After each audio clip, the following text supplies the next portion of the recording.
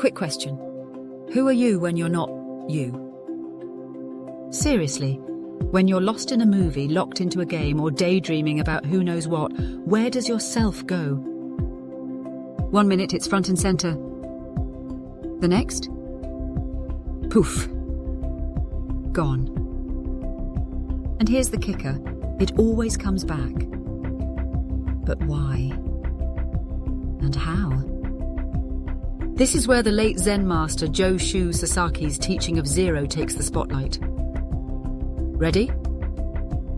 Here's the deal. The universe isn't a thing, it's activity.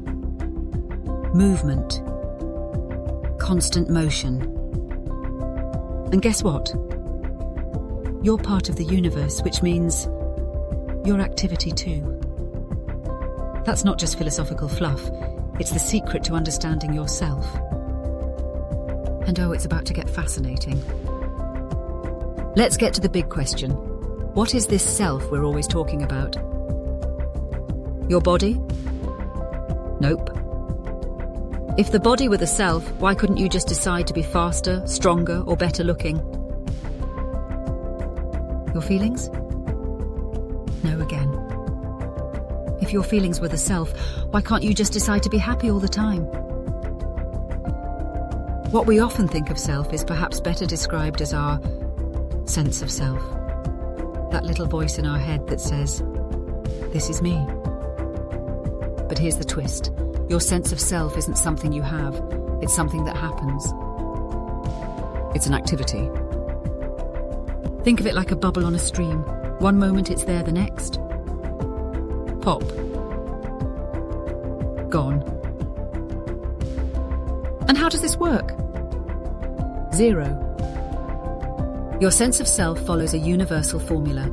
Zero activity plus spark equals a manifested activity.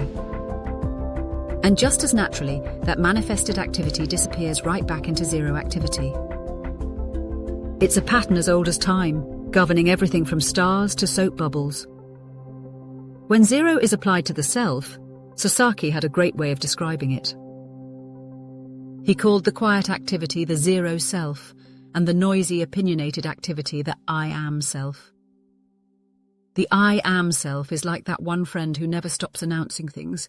I am this, I am that, I like this, I hate that, I am, I am, I am.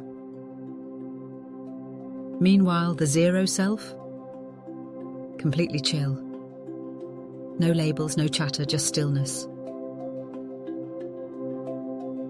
If we accept that we all cycle between these activities, zero self and I am self, then we need to ask, what exactly is the zero self? The Buddha did address this directly.